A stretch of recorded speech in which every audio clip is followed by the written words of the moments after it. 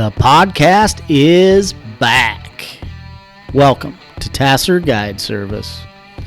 Join along as my guests and I dive into our outdoor adventures, share some laughs, and of course a few beers. A new episode will be released every other Friday at 5 a.m. I hope you guys have as much fun watching as we did making it. Do the little mic check. Everybody here all right? Yep. 2 fingers away. Yeah, we got some droopy mics here. You got to adjust a little bit, but how's that? Can you hear me all right? A little closer, buddy. A little closer. Yeah. That better? That's better. Perfect. A little farther back now. Yeah. About an inch and a half back. Didn't know you could smell breath through these things. Right? Smells like beef jerky and beer. Yeah. Not a bad combination. I didn't say I didn't like it. Just saying. Speaking of, throw some of them beers up on the table so we got some beverages. Keep the conversation flowing. I can hand them out with the best of them. You're a bartender from way back? Oh, yeah. As long as it's right beside you, right? You're not running in the other room. I'm not right. See how he volunteers. I don't play fetch. I ain't going out of my way. No. We just put them on the table. South Dakota? Yeah, your trip coming up, or Going. Matt up there now, or Yep, he's up there now, fishing with a guide. You go up there every year, right? Yeah. I got 3 trips planned there this year. Going to Wabae area. Next trip, I'm going with my uncle and one of his old-time friends, and Matt again. But we're going to fish down in the Lake Thompson area. Mm-hmm. And then Matt should get like dual residency. Because all winter long, he's up in South Dakota. He doesn't come back. Yeah, I got 3 trips. I think he's got 5 or 6.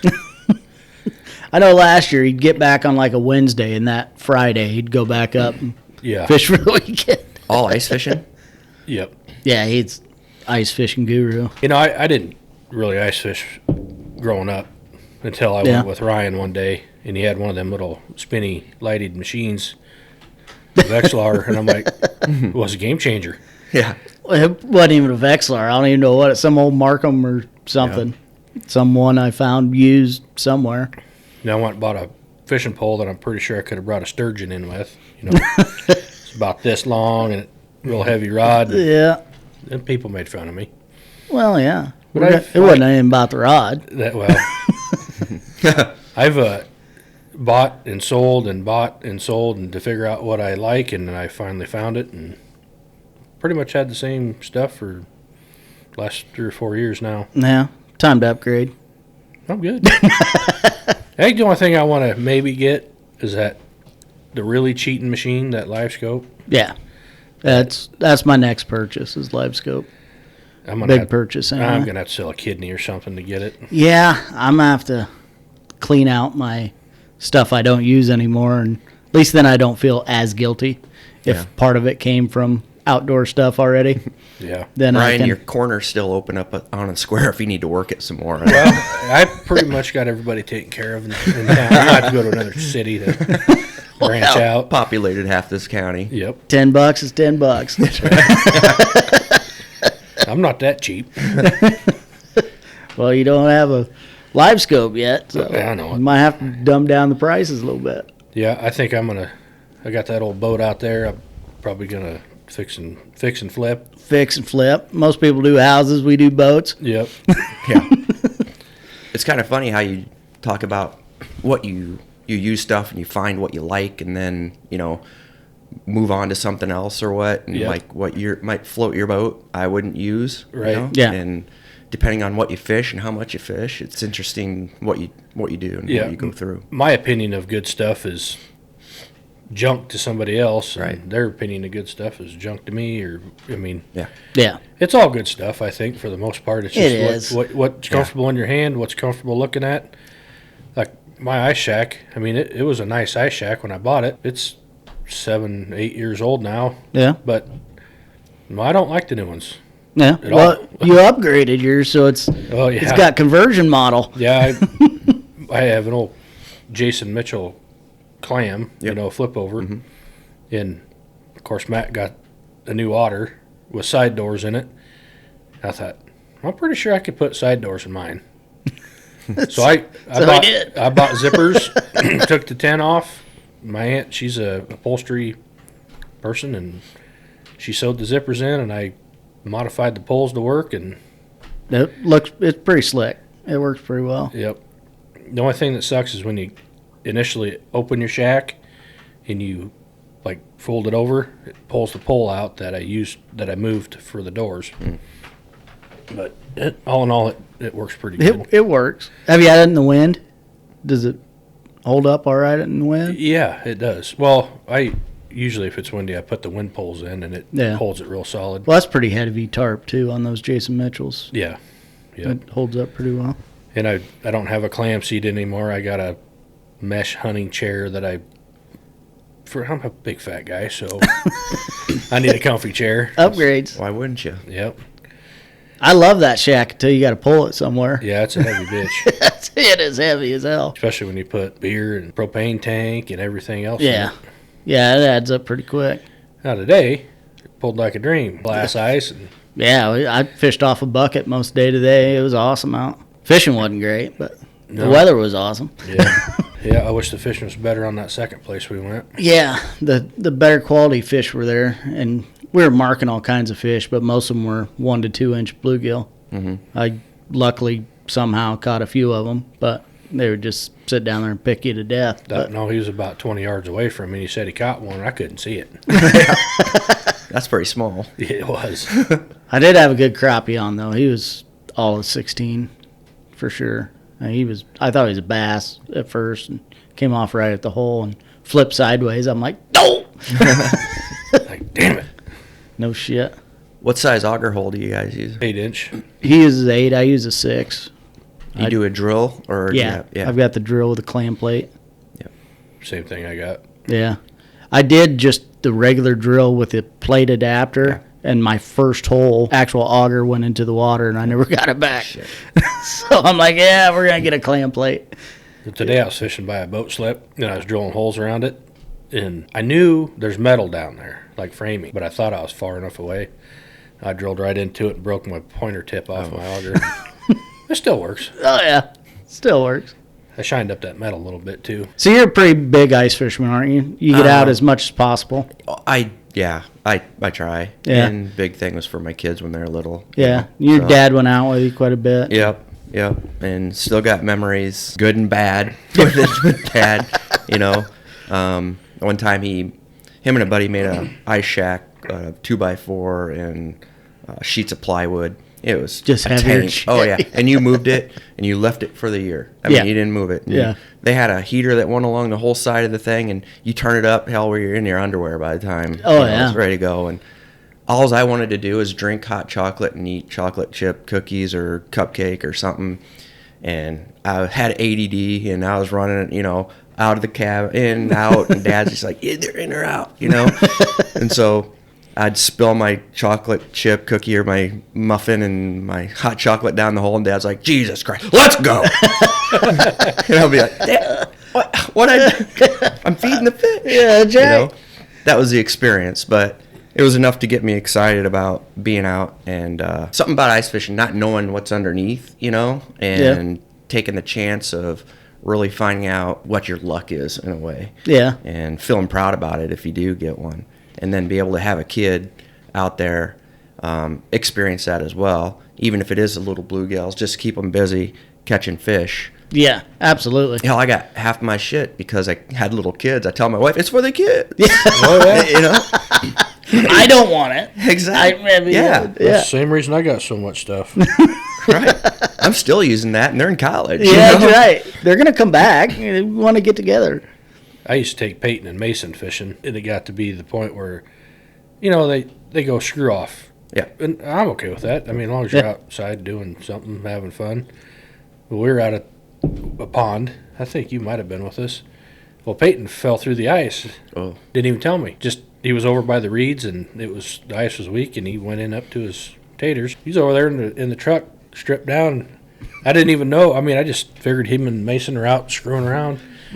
And I go in there, and he's in there shivering. I go, I could have turned the truck on.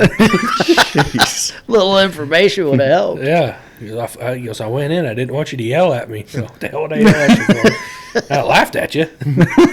Wonder why the fish aren't biting much here. Oh, they're nibbling on my kids' toes. Right. I'm hoping the kids get a little more into it. And I think that age, that high school to 22, yeah, you kind of forget about fishing. Yeah. Yeah. You got other things to explore. Yeah. Like my son, he goes fishing with his buddies all the time, but yeah, he ain't got time to fish with Dad. Dad don't know nothing. Yeah. Peyton and Jackson go fishing all the time. Did I like to fish? I'll come. That's right. Buy the bait.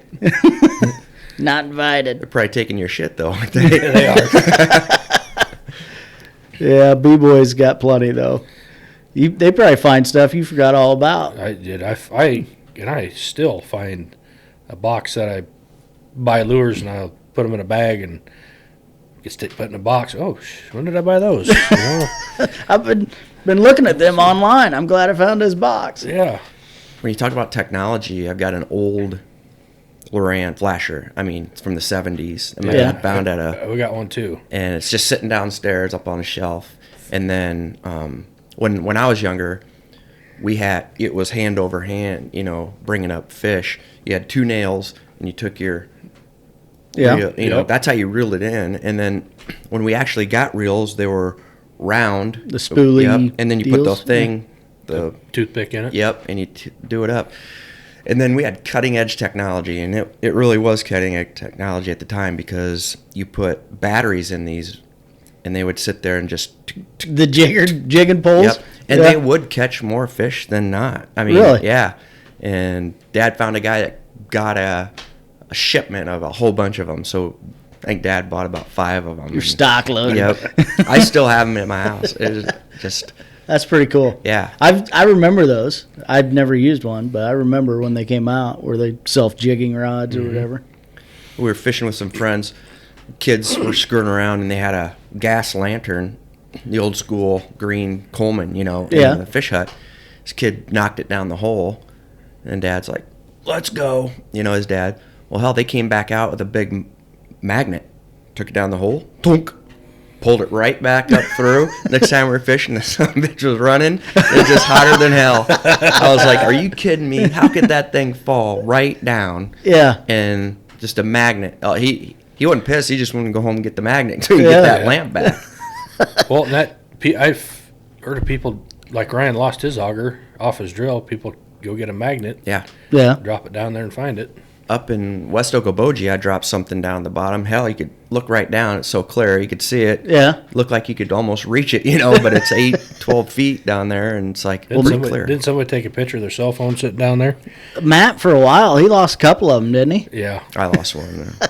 I had it on my lap. Yeah. Taking a picture of my big one, and then got up. Boom. Like, you kidding me? Son of a... Never that good at hitting the hole. I got too much shit sitting in front of me to get to the hole. A bucket and poles and rod holders and everything I think else. I had a brand new battery that I used for my lights. And I was... Yeah. And first time I ever got the battery, it was like one of those $20, just like a Vexilar battery. And I was packing up to go and sat it on my lap, just the same, and stood up, and it didn't touch the side, just dunked it. I'm like, there goes $20. I was more pissed that I lost a picture of my fish. Yeah, absolutely. No one's going to believe me. Now I got to keep the fish. I've already thrown it back. I know Dad tells stories, too, of when he'd go out and they'd drank probably too much. That's why they go out. Allegedly, yeah. Yeah, and the ice being so thin, the guy walking out there, and you could just see the ice bowing while he's walking. It's just like, it's going to be good fishing. Dad's like, it's going to be good watching you from the truck. I'm not freaking going out there. Or dragging your hut down a hill, not thinking about coming back up that damn hill. Yeah, that sucks. I did that last year at a pond up by Mason City. Yeah. It was like an old gravel pit, and the sides are 25-30 feet tall, and it's not gradual. Yeah. It had great going down. Matter of fact, it went down before me. I had to hold it from going all the way down. And getting off the ice, I'm like, do I really need this stuff? Oh, fat man's going to have a heart attack by the time he gets to the top of the hill. That's why they make four-wheelers. I can't wait for the ice to be thick enough. Most of it is now. Yeah. But like I'd have drove a four-wheeler on what we were on this afternoon. yeah. I probably would have down at the first place too. But I saw I was on them yesterday, about 11 inches. Oh, wow. The first place was probably 5, 6. Next place was probably 8. It was a lot thicker outside of the slips, though, too. Was it?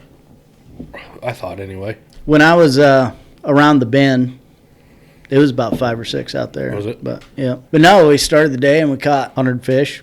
Yeah. In an hour, and then. Well, I started at about 7 with my uncle, and it was pretty good for about 2 hours, and then it stopped, and then Eldon showed up, and Ray showed up, and then Ryan showed up, and like nothing. So we moved. I started drilling holes and went to the other boat slips. Started drilling in each one, and there's all kinds of garbage down there. It's crazy. It almost looks like you're on top of a tree, but it's all fish at times. Yeah. Like they come in and there's 30 of them. Yep. It's crazy. It was a good time. What is it about the Vexilar, that you start seeing those colors and then they start becoming red and you're like, it's like my Atari. Yeah, absolutely. And that's one thing that one reason I bought 3 of them.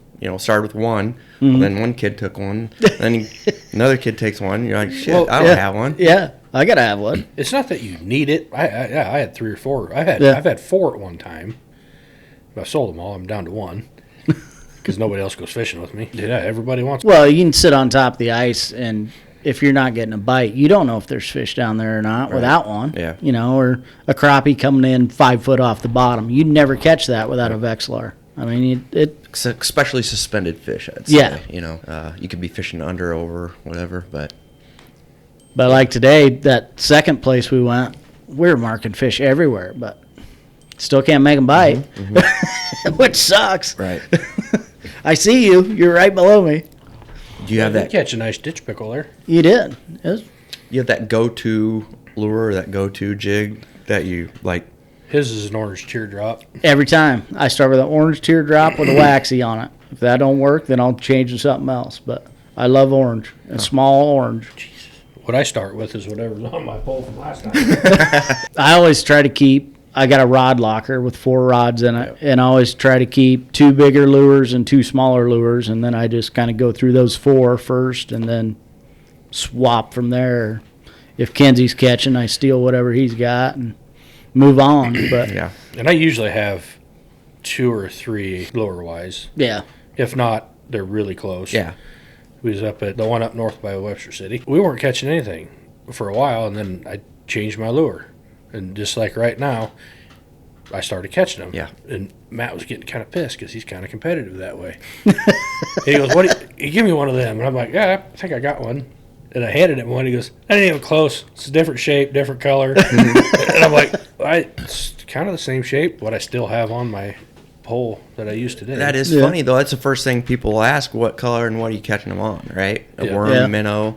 I mean, even when you're boat fishing, we'll go out fishing with a couple boats, and then we'll say, what's hitting? Copper or whatever, Yeah. So, shit, you're pulling all those out. You got to have. But I think as you get fishing, you find a couple things. You have a couple things in your, in your quick your go-tos. Yeah. You try those. You got to have confidence in what you're using, or it's not going to work. But it is amazing that, like you said, especially like the copper or the gold, or some days that's all they'll touch, and other days it doesn't matter. So there is something to testing and finding out. I found that gold is like a fallback. If you can't catch nothing, put gold on. But yeah, when you're doing like worm harnesses, I always have gold on. I have a chartreuse and white on. I have an orange on. And you like Joe Spinners you're talking? Yeah. Yeah, red and white. That's what red and white. You know why? That's what Dad uses. Yeah, they didn't sell a million of them for no reason. Right. It worked. Just like fishing for Northern, that red and white Daredevil. Speaking of worm harnesses, I don't know what I was watching, and this might be a no-brainer. I'm the last one to ever find this out, but guys were using worms and just water in a Ziploc bag. No dirt or nothing in a boat, and keeps them healthy all day and doesn't get shit all over your boat and doesn't get crap all over. Say that again? So you take your worms out of the dirt, wash them off, and put them in a Ziploc bag with just water. Then if it's hot out, you put them in a cooler or whatever. Yeah. But then you take them out, you don't have all that dirt all over and stuff. My dad hates that dirt. Oh, so did my dad. He has so many damn rugs all over the boat because of dirt from the worms and the northern. He just hated it. Yeah. And he had so many damn rugs. Everybody's tripping over rugs and shit. I'm like, someone's going to freaking fall out. Why don't we just clean it? You know, clean the boat when it gets dirty. That's an idea. Well, my dad carries, like, the worm bedding, the gray worm bedding. Yeah. And if he buys night crawlers from wherever and it's got dirt in it, he's changing it. Well, I don't use worms a ton, but when I do, I'm going to try that because it's, I mean, I know one reason. I'm guessing it kills them, but they're still preserved in the form. No. They don't drown? No. Because, like, you get I don't know heavy rains and stuff here, and you see them drowned in the puddles all the time. But I don't know how long they've been in there. Yeah. And I don't know how much water. I'm going to do a little bit more research on it. Do some testing on it. Because I get it. Dad didn't want to have to clean it because I've had to clean it before. Yeah. You know, so anything that would make my life easier, I'm all about. And if you got a boat, you want to make it look decent once in a while. It's nice to have that. Another thing too is I found is when you get blood or you get guts or whatever, boat, I just put water on it as soon as I can. Just Yeah, don't let it dry. Yeah.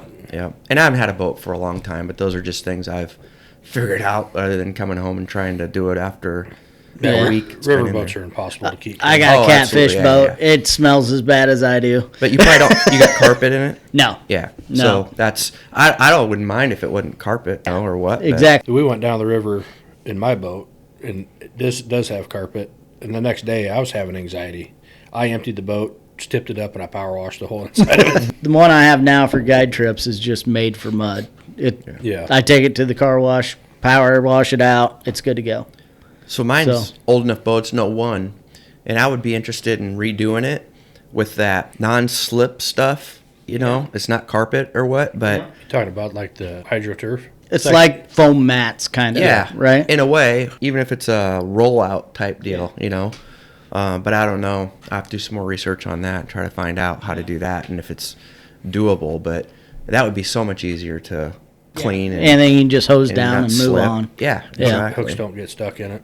Yeah, that's huge. Oh my every tackle bag I've ever owned's got 4 or 5 hooks stuck in the webbing of the strap or something. After you buy enough decent poles, and then you buy a soft padded carrier, and then that shit gets thrown and then that breaks a pole, then you end up buying a nice pole. You know, if you're like, I'm going to put this much money into my poles, I bought one last year for the first time. And, an actual hard-sided rod locker. Yeah.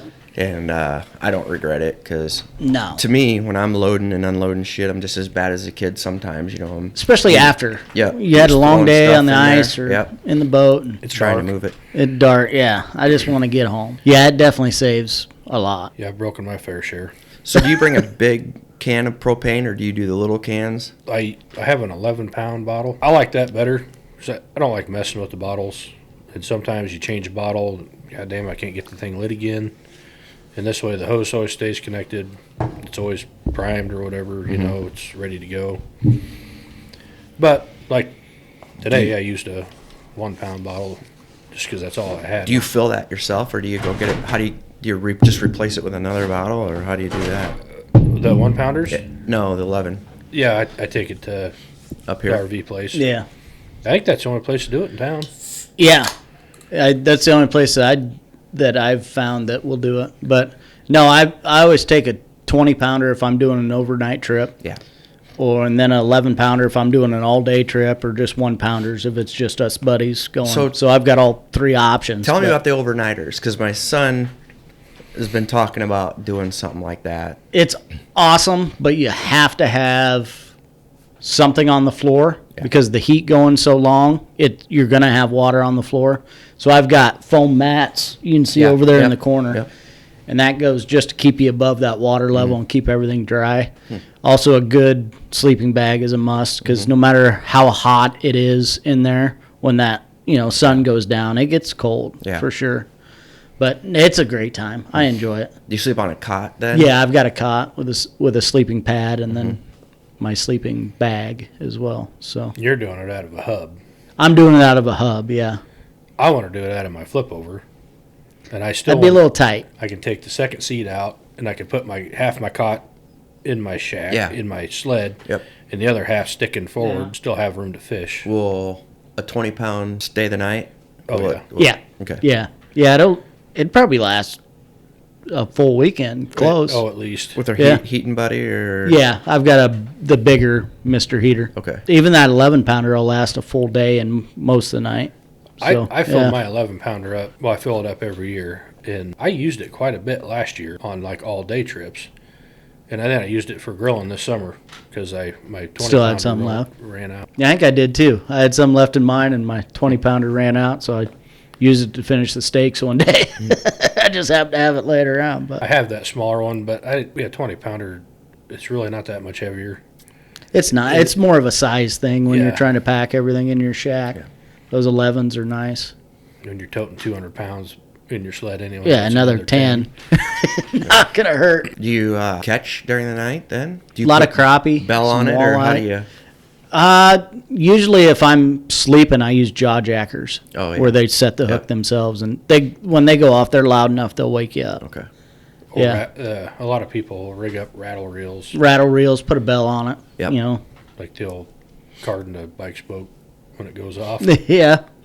Which they make those rattle reels that go right on the pole of your ice shack. And they're pretty inexpensive. Huh.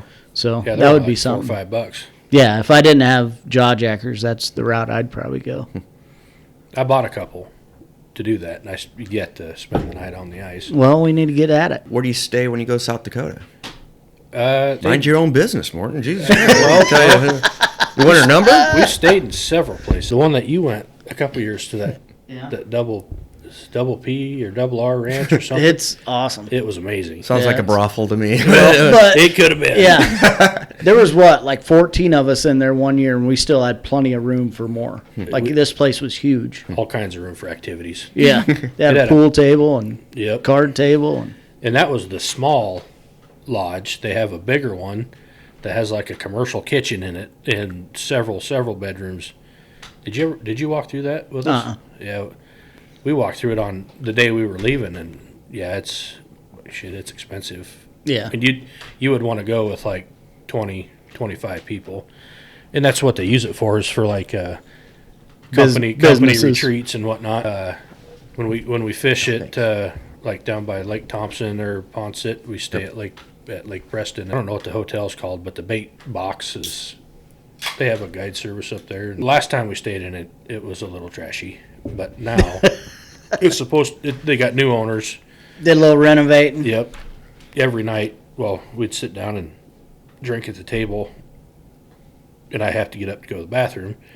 Well, there's a rip in the carpet, right, kind of on a seam. I tripped on that cocksucker every time.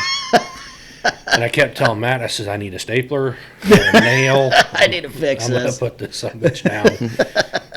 And then when we go up to like Waubay and Bitter and up in that area, the Sportsman's Den, I don't know, it's a bait house or bait shop up there that has different lodging. They got one connected to the bait shop, which is good for me. It's got like a big open living room with a kitchen at the end, and then a big U-shaped bedroom that has 5 bedrooms or 5 beds in it. It's nice, convenient, handy. You can back right up to the door. And I think this time we're staying at Boomers or something up there. Nice place. So when you're up there, what are the most important things to have in a place that you rent? I want to be able to back up to the door so I can unload my stuff easy. I don't have to haul it through the hotel. And I want a place that I can store my gear. Like, I want to be able to plug my electronics in. I want to warm my batteries, charge my batteries. I don't, like, if you just stay at like a hotel, well, you got too much shit in there. You're tripping over it. You're up and down the elevator. You're making the place smell like fish. Yeah. More like fish. Yeah. And I found, like the old motels, like the old Redwood out here, the Starlight over there. Those are the best for me. I mean, outside entrance. When we went out to South Dakota during COVID to fish, we stayed in one like that. And it was older, and I thought it was the best place ever. I mean, because you didn't have to worry about anything. But when you came in at night, you got all the free booze, all beer you wanted to drink. But it was Busch Light, which was great, Black Velvet and Rear Admiral, and none of the top shelf stuff. But and I went to take a shower, and I was trying to open the shower curtain. I had to go ask for a new one. You know, it was just dog-ass nasty. And I was like, this is awesome. So I made sure I took both my kids out there to stay in that place. Right. Yeah, make the house look a lot nicer when they got home. And I told my wife, lesson's going to happen today. I'm pretty sure they won't come back with COVID, but an STD, I can't guarantee this place, you know. So, but those are some of the nicest people, too. Yeah. Those are the places that I... locally owned. And I find I like staying at those because I don't, like you say, you don't have to worry about wrecking something. Yeah. And everybody that stays there is there for that exact same reason you are. Yep. You know, there's like-minded people that don't care what they sleep in. I need hot water. They're there to fish. I want hot water. Yeah. You know, at some place to freeze my fish or a cleaning station. Yep. You know, someplace maybe to put the four-wheeler to thaw out. You know, something's, if you got a place to set up an ice shack so it can thaw and be ready for the next day. You know, you can Airbnb a lot of places. Yeah. I mean, they are everywhere. And that ranch one that was an Airbnb, it was nice. I mean, and it was actually, when there was 14, that was cheap. I mean, it was probably the cheapest place we stayed per person. But it was above our grade. Yeah, as it far was as a little out of our league. It was pretty nice. Hunting resort lodge deal. And when we pulled up to it, I'm like, holy shit. And that's South Dakota. You know, most of their money comes from tourism, so they have places like that all over the place. Well, when I was sitting there, I was talking to some people, and we'd put up our grill outside our door and did our meal right there. They don't give a shit. I was talking to these people, and it's like, you guys come here much? They go, we come here all the time. And I go, yeah, we've started coming here too. And he goes, it's kind of a shithole. But he goes, it's our shithole, you know? And I was like, I totally agree. Like, I get absolutely that, right. you know? I don't go anywhere else. Yep. And the owners are really nice and really appreciative that you're there. And hell yeah. And you get good fishing. Absolutely. You have no and they'll issues. tell you exactly where to go and what to use. They're not, that's part of the whole deal. So they sell gear up in the lodge and minnows and stuff. So one-stop shop. Yeah, over the years we've stayed at a lot of different places, but I find that I'm more comfortable in the Redwood or the Northland Inn or the Davis. That one I made Matt and Uncle Bug stay in Devil's Lake. That was pretty. That was a little sketchy. Skirting the line a little bit. Their cleaning station outside was an old kitchen countertop nailed to some sawhorses outside, and that that pressed wood was pretty much deteriorated. And it was pretty much like on Formica. But it served its purpose. It did. I do like to cook. You go up to fish. I want to have a fish fry. Yes, absolutely right. I really don't care about bringing them home. I can catch enough fish around here to put in my freezer. If I don't have fish in the freezer, that means I have to go fishing. That's one thing. I hardly ever freeze fish. If I catch it, I eat it. And then if I want fish again, damn it, I got to get out and go fishing. It's fun to find people that like fish because then you can bring fish to them and they think you're worth $100. My freezer went out. Well, it didn't go out. It shut off. It took time out. It took a time out. And I panicked because I had turkey and hams and I had a lot of meat in it.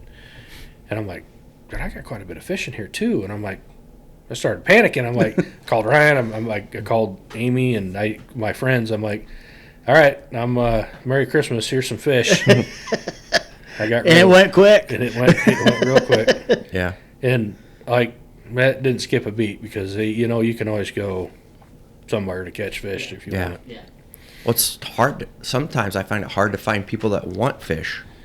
Because they don't know how to cook it. They don't know. I'm befuddled by it. I'm like, it's one of the greatest meats there is, and you don't eat you caught it, and you cleaned it, and it's probably unsanitary, and more sanitary. Yeah, cleaner. It's not been through the. I get a kick. Who knows what? My wife won't eat deer, elk. She'll eat fish. She's ate a lot of deer, but she's just didn't know. Exactly. Yes. It's gonna be our secret. And I'm like, I'm not eating that. It's wild food. It's the best food you're gonna get. Absolutely. She goes, that deer's not good. Well, it's the leanest. Yeah. Good. Okay, whatever. It was raised on the most natural things you'll ever. Yeah. It's not injected with antibiotics or hormones or steroids or. Just got jam-packed with goodness. Yeah. That's it. That's all there is. Do you ever do your own processing and stuff then? We're taking anything to a locker. Yeah. But I haven't shot a deer for a lot of years now. I haven't either. We've done ours since we started, like the last 3 years, and it's the most fulfilling feeling. Yeah. Killing it, gutting it, stripping it, taking that meat, seeing where it comes from, and learning about the different parts of the deer and using all of it. And like my kids love doing that stuff. I bet. So now when they have friends that they're like, oh, we got, those old, my Jackson just went up and helped a friend, and they did summer sausage and some jerky, maybe some sticks, and they put cheese in it, and God, it was awesome. And what a great skill to know. Yes. You know what I mean? Yeah. Especially, who knows what's going to happen down the road. If you're able to make your own food, you're going to be a step ahead. Yeah. What's the difference between that and having your own cattle or pigs and doing your own meat that way? Yeah, we've done that too. Yeah. So have I. We had a hog go down. Okay, get the knives out. We were down in Missouri. Brother-in-law's big hog farmer down there, and Carter was young. Jackson was so young I didn't even take him out, and he had the hog hanging up, and he's like, Carter, I don't want to hear any comments or anything this is my brother-in-law, why I'm cutting this thing up, like we got to respect this food. And Carter's like, okay. So he cuts it open, the guts fell off. Carter's like, oh my God. And the kid's like, Carter. I'm just like, dude, he's 8. Yeah. Like, how can you not? Yes. Like, he's not saying, oh my God. Yeah. And then he starts skinning it. Carter's like, and I'm like, how do we all act when we? Yeah. I remember being in the butcher back home at the butcher in the small town we lived in, and my dad taking me back, and they shot a cow in the head and then sliced its neck, and I was just like, I was the same way. I was like, oh my God. Didn't sleep for 5 days after that, but they knew where a hamburger came exactly. from. Yeah. I don't know if it's the first deer I washed my dad gut and clean, but I just remembered. You would get your hands in there. I got my hands in there, and it's warm, and I'm like, I don't know why this is so satisfying. And you pull it out, and you got blood sickles. Yeah. Isn't it typical man that loves to stick things in things that are warm? Yeah. But I don't know. So, nice, warm, and moist. I'm home. I remember my boys gutting deer for the first time, and watching them do it was pretty cool. Yeah. And them going through that and learning how to do it right. Without tampering the food or the meat and stuff. So yeah, my cousin shot a deer. Well, he shot it. They had to go through 2 fence lines to get it. And it ain't very big. He's twice the size I was at the time. He's like, you need to carry that over. Okay, sissy. So I didn't gut it there. I brought it to the truck and gutted it. Mm-hmm. That's how small it was. And all right, get your knife out. And he just kind of looked at me like, aren't you going to do this? Well, I guess. I start gutting it, and he's like, oh, why did I shoot this thing? Come on, sissy. Yeah. One of the first ones I ever field dressed was gut shot, and I was young enough, I didn't know that was an issue. Mm-hmm. So I just dug straight in, and I'm like, oh, my God. We went down to Texas. Hog guy that owned the property, he did all the work. He drove you out here, said, okay, sit here, shoot one. We'll come get it. Just second nature to him. We'll bring it back, and we'll clean it, and we'll get it wrapped up and ready for you to take home. Like, all right. So I shot one. It was a small one. It was the biggest one I had the opportunity to shoot. So I drug it all the way back to the road. That's where he dropped me off. He goes, shit, I would have came and got it. And I'm like, oh, well, I guess I could have saved myself some energy.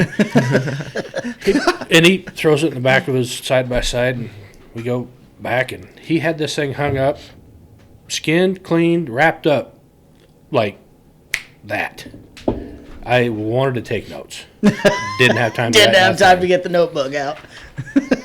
And I was just like, this dude has done this a few times. It's amazing how he's probably the guy before him's hog, and so his hog's going to be the other guy's hog, make him look absolutely. Good. Yeah, right. That's well, when you do take it to a butcher, is this really my? Yeah, there's no guarantee. Yeah.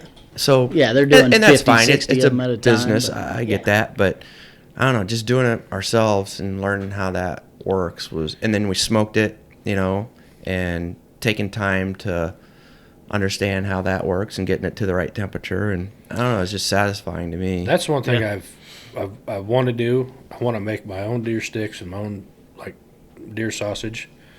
And I've never done it.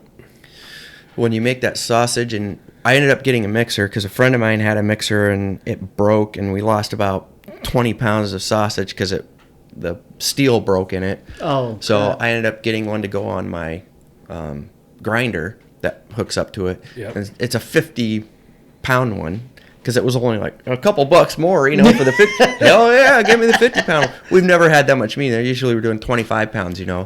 And then you mix the stuff in it, and you got to know the consistency of what it looks like and about how much time it does to break down the proteins or whatever it does, you know. It's pretty interesting. It's nice to have the right tools to do it too, because, you know, if you're working with something they don't have the sharp knife, and you're probably going to hurt yourself, you know. And take 3 times as long. And it's nice having the right tools to do it. It makes it more pleasurable, that's for you know, a job like that is specialized tools that a lot of people don't have, and that's probably why a lot of people just take them in the locker and get it done. They'll use their hands to mix it, you know, and then your forearms are on fire by the time it's done. It's like, mixing 50 pounds of meat, 25 pounds of pork or whatever. Yeah, we cleaned those hogs, and it was, you cut the back out of them and then just grind everything else. Yeah. As breakfast sausage. Probably got the loins out of them. Yep. Yeah. And then just pretty much That's good stuff. Because bacon, it's hard to season that or whatever, you know. Bacon would be tough to make at home. Pig brisket. Yeah. Having the right tools is definitely worth the value. And then if you get a decent tool that you put a little bit of money into, you'll have it forever, you know. Yeah, they don't wear out. You don't have that money, so you buy this, and then it wears out, and you're like, God damn it, you know. Yeah, buy it once. Again, take it in, get it done. And there's so many butchers that are so far behind these days, or, you know, they're so full with COVID and the meat and supply and stuff, which is great for them. Yes, so absolutely. It's nice to see one being opened up local. You know, I hope. Is that what that's going to be? Is an actual locker? Yep. I hope it's successful from what I hear. Yeah, I hope so. I would think so. My gosh. Which I think they are going to process their own cattle. Okay. As well, so they'll always have some on. And it's local. So there's always going to be meat, like at a meat counter, and then they'll also do other stuff. Yeah. That's brought in. Yeah. And the guy that's running it, is it Big Murph? I'm not sure who's actually running it, or. I mean, it's his. Yeah, from what I understand, it's his family. He'll do it right. I hope it's. One thing I like is that it's local. You know, support our local people, and I mean, our grocery stores are fine, but you know that meat is coming from nearby. Absolutely right. Whoever you buy it from, there's other options out there as well. Yeah, there's more and more families that are doing the processing and selling, which is great. It's awesome. Yeah. And it's so much better tasting meat than what you get at the grocery store. Yep. At least the stuff I've found, anyway. Now we just need some local egg farmers. You trying to buy eggs? Yeah. That's ridiculous. It's getting out of hand. Which there are egg farmers out there. I think Bill Frederick, he's been on the podcast, but I think he sells eggs, maybe. Yeah, but he hasn't figured out. He breeds them himself. It's weird. It's Bill, weird. I tell you what, I would. The size of a softball. Isn't that weird? I know. He still gets to be around children too. I don't get it. So, no wonder he wrestled so good. He got a lot of back points. Too bad he can't be here to defend himself, but I don't care. Oh, he's good for it. He'll get a hold of us. I know. Yeah, I was just out there the other day. He built that new building just south of town, so I was out there finishing up some electrical work for him. So he's a good guy. He's a great guy. Great family. He's great. I haven't seen him since he was a kid. Well, he's about the same height. Got about 4 foot 2. A little more pubes on his face. I don't know about anywhere else, but yeah, he's doing quite well. The Iowa cover crop. Have you ever had duck eggs? Yeah, we actually had geese and ducks when I was growing up. We raised them, and I was watching this. We would keep the eggs. Alaska, whatever, and they're getting ducks up there and selling the eggs, duck eggs, and I was like, I don't know what the hell that was. They're an egg, but they're 3 times the size. They're huge. Tasted like egg. Yeah, we had turkey eggs. I think we had not a lot of turkeys growing up, but for some reason I remember eating turkey eggs, spotted. Is it me, or does it seem like the turkey population is up in the area? Yeah. It looks like I see more and more turkey around. My dad's place used to have a pretty good flock of them. And then, I don't know, 15 years ago, they just kind of, there was 20, then there was 15, then there was 10, then there was just a couple. But now, I don't see them, but I can hear them.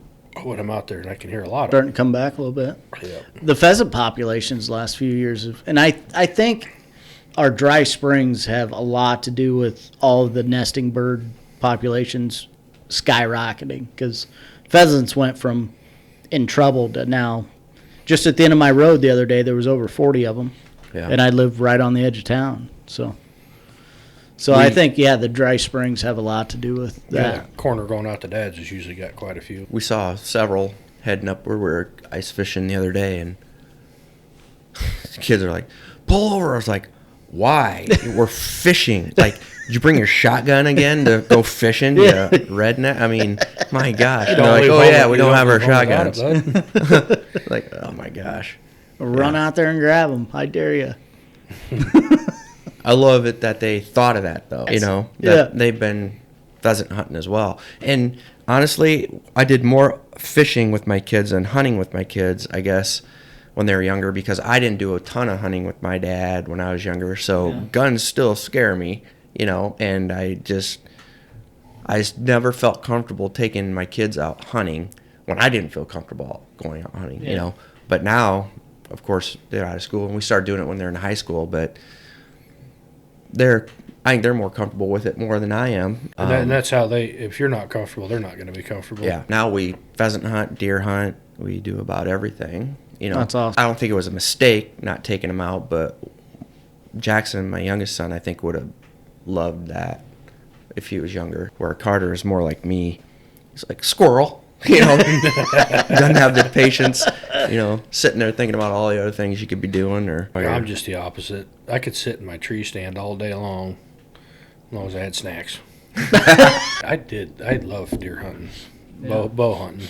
When we were right out of high school and stuff, you hunted quite a bit. I could sit in the woods for hours. I don't even care if I see anything. And that's me on the riverbank too. Yep. Kind of the same scenario. Just get away. Right. I just need to get away. So whatever it takes, could be hunting, could be fishing, whatever it takes to get me out there, that's where I want to go. My dad always said, work always amazed him. He's like, I could sit and watch it for hours. Yeah. Kind of like deer hunting or fishing. You just get in your place of happiness. Yeah. And I do think when you get older, to me anyway, it's more tolerable, you know, to where you're just like, I was out last time I was hunting. We're down in Missouri, and I wanted my son to kill a deer so bad, you know, get a good one. I could give a shit. Like, I just want to stay warm and have snacks. No, you want to stay warm or comfortable? Yeah, but I mean, I'm watching the squirrels. I'm watching the blue jays, the bluest blue jay I ever seen, you know, and just enjoying that part of it, other than the killing part of it. But you know, or hunting, but which I like doing anyway. But you know, as I get older, the more I cherish that time to, number one, be with my kid, and also just taking that time into just soaking it in. Yeah. Just enjoying the moment. And that's awesome, because every year your kid's going to look forward to, and you're going to look forward to those certain times of the year that you're going to get together. Yep. So that's awesome. Or not look forward to. Last year we went to South Dakota fishing on the river, spring break, and it just opened up, and I told boys, like, it's gonna be cold, like, bring your shit, you know, like ice fishing, bring it. And we went out first day, and it was dark when we got on the water, and I heard ting ting ting ting ting. It was frost that were breaking on the river, you know. Took it out, and then we're fishing. There's freaking icebergs going down beside us, and my oldest son Carter's like, Dad, and I'm just like, I told we're you, here. Freaking wear your shit. Like, and there's 2 boats that lost their bottom transom because they're just hauling ass. You can't see some of the ice. Yeah. So we just putzed around, because you're not going to go far anyway. You know? But alone, the wind chill on a boat is something to be reckoned with. Even when it's cold out, I wore goggles. Like, my eyes, I just like, it's horrible. So you get up early in the morning in the summertime, and you go zipping across the lake. Woo! Yes, sir. Chili. Good morning. Yep. You could be in your Carhartt in the morning and be in your underwear by the afternoon. That's a good day. Yeah, that's not bad. Even off the water, I guess. That's one thing I can't handle the heat like I used to be able to. Dip my head in the water or something. It's just, if I get hot, I'm done. Hydration is something that the older you get, the more you got to stay on top of. Mm-hmm. I never worried about drinking water when I was young. I'd be out there all day, not even worry about it.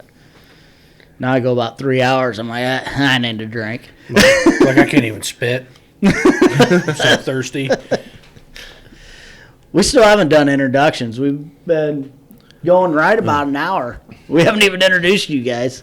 That's probably for the best. Yeah. So both have been on the River Certified podcast before. Chad is a teacher and a coach at the local school system. Loves fishing, goes on trips with his boys and his buddies, and has recently taken up hunting quite a bit. So it's always good to have Chad. He's always entertaining, good guy to talk to, have fun with. And then Brian's been on 2. Have you been on 2 podcasts? This third? 3. Or this is the 4th? So owner of B-Boys Bait and Tackle, which isn't a real thing, but it's always, when we were growing up, he always had 90% of his annual income went to fishing supplies. So we named it the B-Boys Bait and Tackle. Every garage he owns full of fishing gear, and I love it. She's whittling down a little bit. She's slowing down, or the boys are just taking it when they go. I wouldn't give Spencer Bauer any compliments at all, ever, just because I'm just giving him crap, Yeah. But it's amazing how many kids wear River Certified in school, and they don't even know who the hell he is. That's why they buy it, because if they knew who he was, the judge would say, son, you shouldn't be wearing that. Yeah. That's profane. It's amazing to me how much my kids love Spencer. Yeah. Maddie, she was just making fun of him on the phone before. He's not going to be here. Well, then she's making fun of you, too. Oh, she's a good kid. She is a good kid. She's my favorite. Yeah. Now, Spencer he was in a tournament down in Alabama yesterday, and he just sent me a picture of a huge flathead that he just caught. So he's making his way down to Florida, and he's going to spend the next couple months guiding down in Florida. So he's snowbirding it. He's heading south. What a jerk. I'm happy for him, but it's a loss for the kids. He was an excellent teacher and got kids excited about doing things off their phone, off the computer, and was a great advocate for that. And again, I would never say anything positive about him because he's a huge asshole. But once you get to know him, I'm happy for him what he's doing. But all the kids that ever had him just loved him, excited. And that's how we even got. That's how we even met. He was my son's wrestling coach. Yeah, we got to know that way, and now we fish and hang out quite a bit. So I've never fished with him. I haven't either. I let him know that. Yeah, we only let good fishermen go with us. I know. I hope to never fish with him. No, we need to get out this summer. We'll, because he's got a boat and I got a boat. We'll take a boat out and we'll do a sandbar camp trip or something. We'll try to get on some flatheads. Oh, you feel like pulling me around some more? No, mine's got a jet on it. We don't have to pull no more. But, yeah, every time me and Brian would take his boat when we were younger, he always had a boat, and he'd always want to go in August, September when the river's low. So I spent more time pulling the boat than we did actually using the motor for the boat. But we always had a good time. One night I just got pissed, and we sat in the middle of the river drinking beer for I don't know how long. Didn't even have to use an anchor. We were higher center and just sat there. I think there's other factors going into that weekend. And what about airboat? They are awesome, but they are so freaking loud. Yeah. And so freaking expensive. Yeah. But I didn't know for a river and they would beat any other. You can't get it shallow enough. If it's wet, it's going. It would definitely be useful. Even if it's on grass, it's going. Yes. You just got to have enough to make it slick, and It'll roll right through. I want to go fish those river pools up in northeast Iowa. And apparently, you got to have a riverboat to get to them. Oh, really? Yeah, because like sleds and four-wheelers, there's too much snow to get around them. There's no like road access to them. So you got to have an airboat. Well, I follow along on Facebook with them up there, and I had to rent the airboat from whoever. The airboat guy. Yeah. But I've looked into them, and they are so expensive. Oh, yeah. It's crazy. I'm sure. And I've had them go by me on the river, and they are so loud. Mm-hmm. It's something to get used to. Yeah. But before I die, I want to go on that Louisiana trip with my Uncle Bug. They have airboats, and they go down and fish the swamps and catch catfish and crappies. Huge catfish and bullfrogs and shoot nutria. And yes. Just have a great time. Yeah. Bug got home from one of his trips, and his old trigger finger had a big old, like, bass thumb, you know. He shot his 22 so many times. Because there's a bounty for nutria, isn't it? Yeah, like $3 a tail. Yeah. So they go out for a day and shoot the nutria, which is like a huge muskrat. Mm-hmm. They're like a cross between a beaver and a muskrat type deal. Horribly destructive down there. So they have a bounty. So to pay for part of his trip or just help the guys out that he goes down with, they go shoot nutria one day. Yep. They shoot like 1,000 of them a day. Yeah. They're like out of control. So that'd be pretty fun. We were on an airboat one time, Florida, doing the alligator tour. And he turns it on, turns it off, turns it on, turns it off. And then one time he's like, "Oh, I don't think this is starting." I'm like, ha, ha, ha, you know, ha, ha, ha. Like, "No, I don't think this is starting. Ha, ha, ha, ha." Some bitch wouldn't start. And I was like, because Carter, my son was like, "Oh," you know, I'm like, it's old prank, you know. They'll come out and I'll be damned. He would not start, so he was calling another airboat to get us, and he got out and pulled us over to shore. And I'm like, shoot us, breathe. Like, they must know where they're at or what. But hell, we sat there under a tree waiting for another airboat. Cows all around. Yeah, cows around there. The whole experience. You got the. It was funny because I thought, this is the. Start swimming. Yeah. Well, I was just making sure my wife was on the end so I could push her in quicker. Yeah, as long as you're okay. Exactly. Don't have to be faster, just quicker in the throw. I don't got to outrun the bear. I got to outrun you. That's right. On the River Certified podcast, we always had the last cast. That's the only thing we really stuck with all 60 episodes. So the last cast is just something that you want to revisit, something you want to touch on before we get out of here. B-Boy, you got a last cast lined up? You put me on the spot. I don't really have a last cast. I just looking forward to ice fishing. I just need to have more days than Matt fishing. Good luck. You guys got a day's competition? We did. Last year, too. How bad he beat you? Actually, only a couple. Really? Because the weekends that he didn't go to South Dakota, I still went fishing here. Yeah, that's true. But it's easy to go to a farm pond for a couple hours and count it for a whole day. Count it as a day.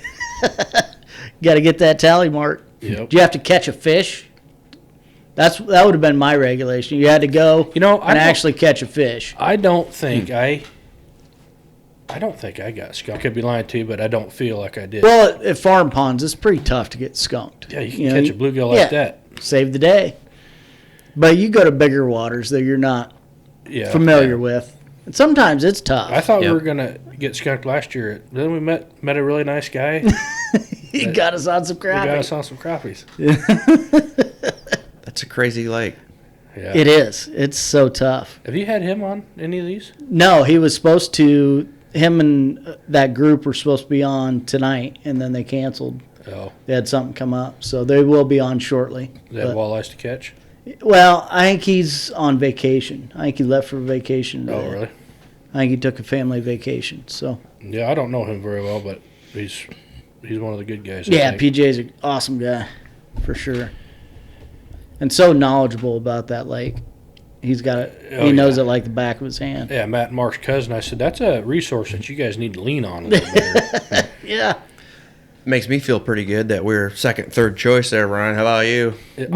I told him, I said, I'm always your backup. I know I'm not real, radio friendly or whatever you want to call this, but you're better radio than TV. I can tell you that right now. I can drink beer. I've got a list of 15 different shows that I want to, my first 15, and you guys were 2. They were 1, you were 2. So 1 fell through, so I called 2. We're number 2 now. I told him I'd just come and watch. There's beer. Yeah. I'm more of a watcher. Yeah. You just got to talk a little bit. That's all there is to it. Yeah. Well, when you have 3 people, it's easier to talk. I think because, when Spencer's not here, he usually does a lot of talking. He's a chattable guy. And if Jay's here, you're never getting a word in. Yeah, Jay likes to talk as well, for sure. So. And I'm a good listener. What'd you say? Exactly. Right, what? You got last cast, Chad? Take a kid fishing. If you don't like doing it yourself, that doesn't mean your kids don't like doing it, or a kid doesn't like doing it. It doesn't have to be ice fishing. It could be bank fishing, And if you don't know how to do it, you know somebody that does. Yeah. And I'd be more than willing. I'd be really happy if someone come up and say, "Hey, would you take my son and I fishing?" Yes, absolutely right. And man, that'd be awesome, because if you caught anything, you'd look like a champion, Yes. And hopefully somewhere you could go to keep a kid busy to. Yeah, there's nothing better than a farm pond that's just stocked full of bluegill or crappie, or get the kids out there. Introduce them to the outside, because I always tell our kids in school, and we do a leadership thing, I said, you're an HD generation. You know what HD stands for? Like, high definition? I'm like, no, heads down. Yeah. Because you're constantly, your head's down all the time, Can you imagine having cell phones when we were kids? I'd be locked up right now.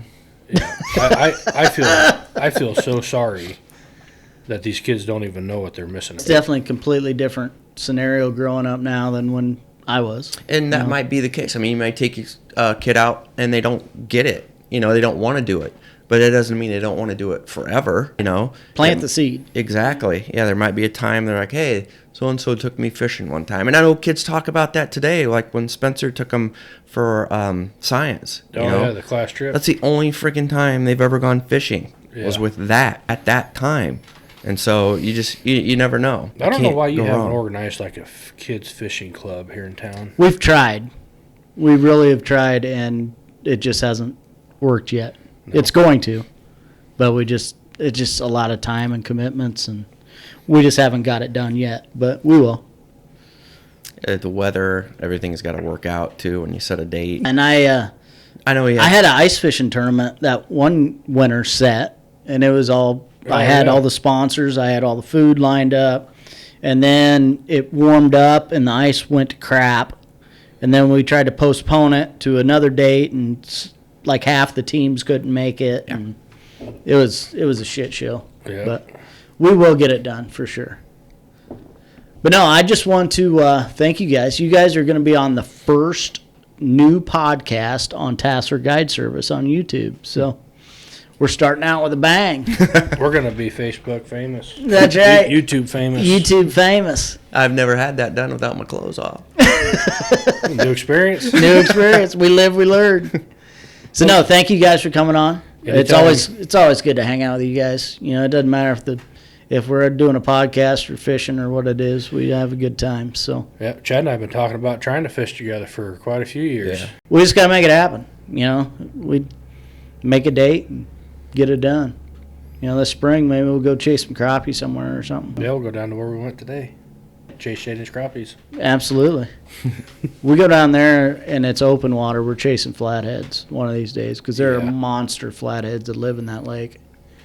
So I need to get them dialed in. We'll give them hell. You think many people fish flatheads there? They don't. Exactly. They don't. But in the spring, I fish them when they come out. Yeah. They go upriver and spawn, and I catch monsters. And then all summer they go back to the lake. So I need to target them there. Not giving them a day off. We used to catch 5, 6, 7 channel cat about that long. What if a guy actually targeted them? or a flathead. We accidentally catch walleyes. Oh, it's a great fishery, that's for sure. Or even catching a catfish through the ice is not a well-known, you know what I mean? You don't always think about ice fishing for catfish. And that's why I've got those jaw jackers, is for that main reason. I can leave a cut bait set for the whole time you're there, and sooner or later it goes off. It's pretty cool. No, I just want to thank you guys. We will wrap this up and get out of here. Everybody on YouTube, I appreciate you tuning in. If you are still listening, give us a like, give us a subscribe, and every other week we'll have a new podcast out. And the opposing week, I will put out either a hunting video or a trapping video, or we'll fill the time. So every Friday at 5 a.m., there'll be a new video released, and every other week will be a new podcast. So thanks for listening. I hope you guys enjoyed it, and we will see you next week.